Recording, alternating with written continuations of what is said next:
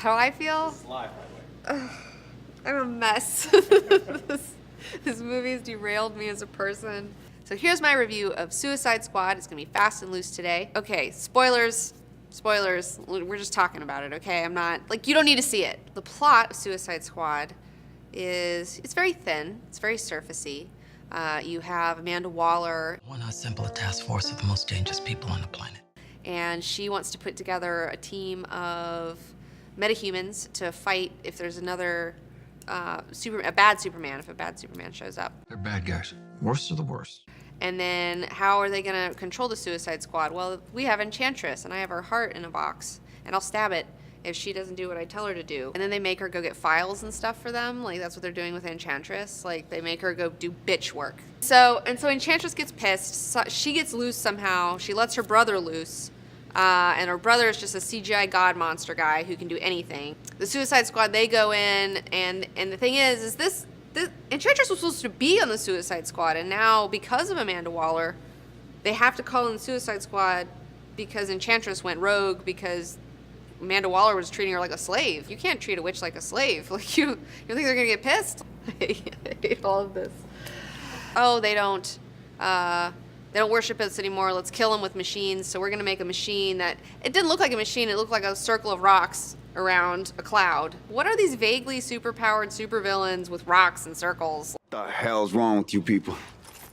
We're bad guys. It's what we do. Well, it's exactly what I thought it was going to be. I wasn't upset about it. I wasn't surprised by it. I was pretty, like, my anticipations were right on par with what I got, which, you know, obviously wasn't very high. I was like, this is going to be a mess. You know, I have that feeling, about this movie, and it was a mess. It was very messy. You could tell that a studio interfered a whole bunch, and like, this is, ooh. And then the trailer is like, does huge. It does so well. The one that Trailer Park cut, where it has the Queen song, and everyone's like, oh my God, this looks so good.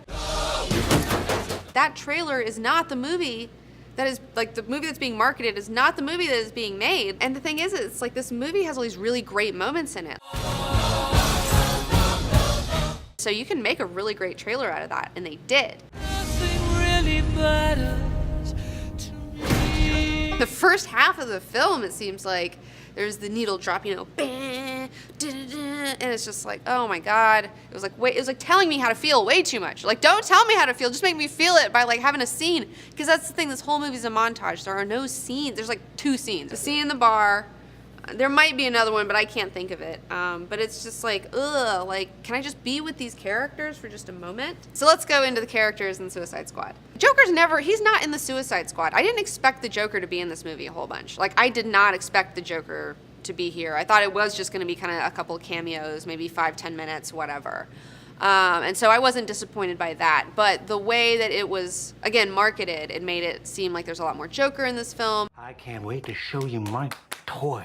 Yeah, that is not the case. And somebody sued over that. Yeah, somebody's suing over that in, like, England or something. They were saying they, like, drove 300 miles to London to go see this movie. They wanted to see these scenes that were in the trailer of the Joker. They went to the theater. Those scenes in the trailer were not in the movie, so they are misrepresenting their shit. So, like, fuck you, you know? I will say this, quite honestly, the Joker and Harley Quinn and Deadshot, they were, like, the 3 interesting characters, for me, the most interesting characters in the movie. Like, they had the most depth, they had the most stuff going on, where you could really work with what's happening here. Okay, so everyone loves Harley Quinn, okay? She's super marketable right now. Like, the Harley Quinn cosplay is crazy. Like, I get the analytics, okay? It's Harley Quinn time, all right? Let's do it. Okay, we'll just make a Harley Quinn and Joker movie, you know? If you want to do, like, Hot Topic Harley Quinn, bad romance, you know, toxic lover, Joker, you know, juggalo, fucking whatever bullshit, like, they should just kind of go with that and do that. The 13-year-old girl in my brain, when I saw Jared Leto Joker, like, was going off. Like, he is Hot Topic Joker, totally, but, like, he's in a fucking band, like 30 Seconds to Mars or whatever. He looked like he was in a Lana Del Rey music video, like, the two of them, especially when he, like, would you, you know, kill yourself for me, or would you live for me, like, jump in a fucking vat of acid, whatever. And she's like, I'll do it, Mr. J. No, I love her, I can't let her go. Just Swan dives in and rescues her, and she comes up and they make out and their clothes are melting. Like, it looks cool, but there's just nothing underneath, you know? It's just all about like looking cool and having this cool moment, you know?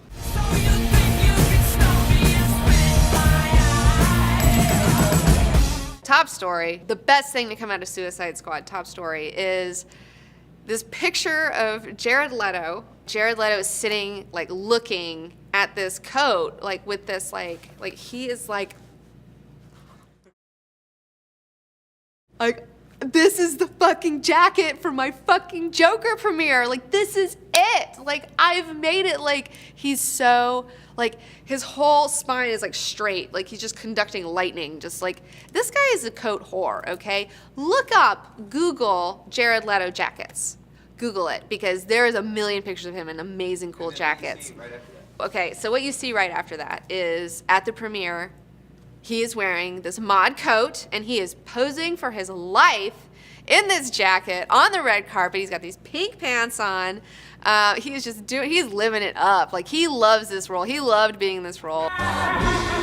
Then Jared Leto went, like, he fucked it up for himself. He was like, dude, this is good PR. You need good PR. Like, take this good PR. And instead, he's like, tells Vogue, like, oh, that photo, that really wasn't happening. I was actually just making a face at somebody across the way, and they just snapped a picture. And it's like, fuck you, dude. You like that coat.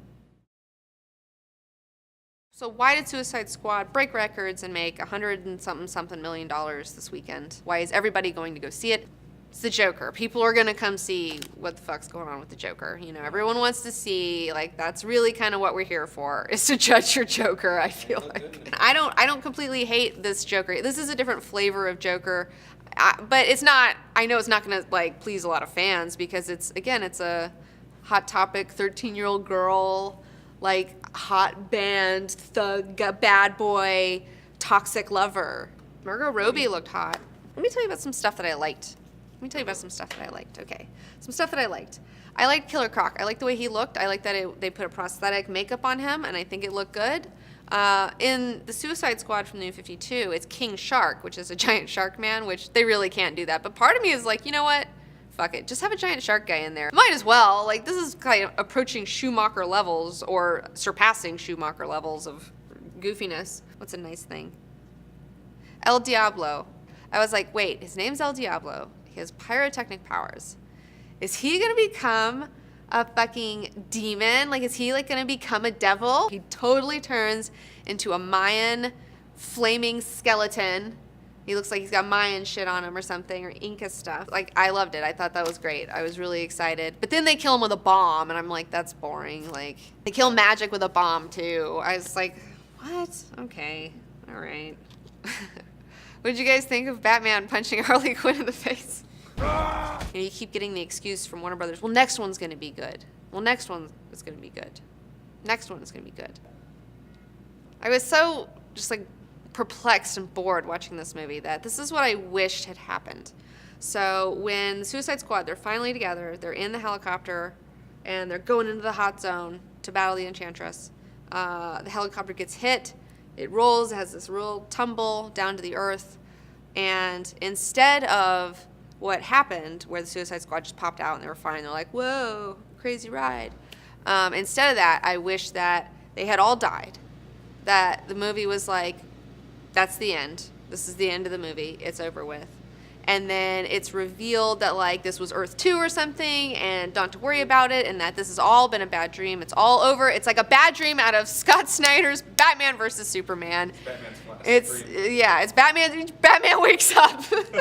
Yes, that's it. Batman wakes up.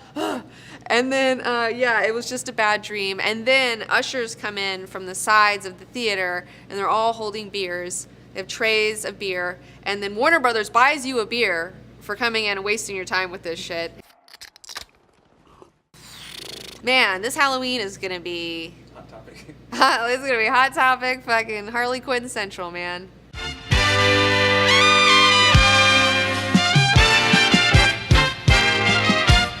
To balance out the Suicide Squad review, which, I mean, I wasn't scathing towards it, but, you know, it was a positive. I do want to talk about some comics that I've read that I really do like, balance things out. So I recently picked up A-Force number 7. This is about a team of female superheroes. You have Medusa from the Inhumans, She-Hulk, Singularity, who's like this little living pocket universe, Captain Marvel, Carol Danvers, Nico Minoru, and Dazzler. And Dazzler's my girl. Right here. Punk rock, black and pink. Man, this is just speaking my language. It's really speaking my language. You know what really, okay, this is what bums me out about the internet. So I posted about this on my Instagram, and I was like, it's official Marvel canon. Dazzler can hold the hammer. Like, she is worthy of the powers of Thor. Like, that's awesome. That's great. And then I got all these haters that were just like, oh, I guess anyone can lift the hammer.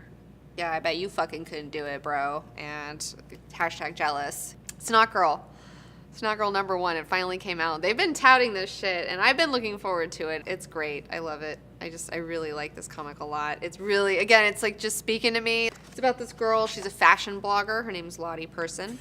And she looks really cool on her website, you know, and she's like, oh, look at this cool outfit I'm wearing. Oh, I know all this stuff about boots, you know. But in her real life, she's kind of a neurotic mess. She meets this cool girl, you know, and then she kind of like sets up this like cool girl like friend date.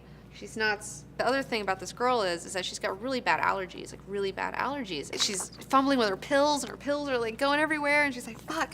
And this cool girl comes in, and she's like, hey, are you okay? Cool girl, she goes forward and then slips on some pills, I think, and then ends up on the ground and her head is bashed in. And then I don't know if she's dead or if she's alive. I have no fucking clue, but I guess I'm gonna find out in issue number 2 of Snot Girl. I'm gonna be there. This is a weird story. I'm fucking super into it.